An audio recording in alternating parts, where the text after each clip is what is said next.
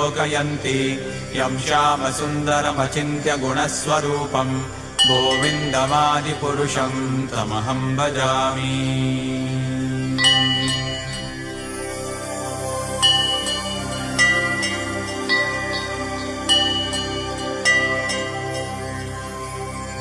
रामादिमूर्तिषु कलानियमेन तिष्ठन् नानावतारमकरोत् भुवनेषु किन्तु कृष्णः स्वयं समभवत् परमः पुमान्यो गोविन्दमादिपुरुषं तमहं भजामि।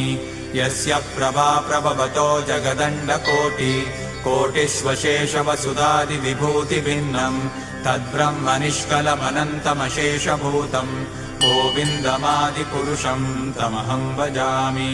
माया हि यस्य जगदण्डशतानि सूते त्रैगुण्यतद्विषयवेदवितायमाना सत्त्वावलम्बि परसत्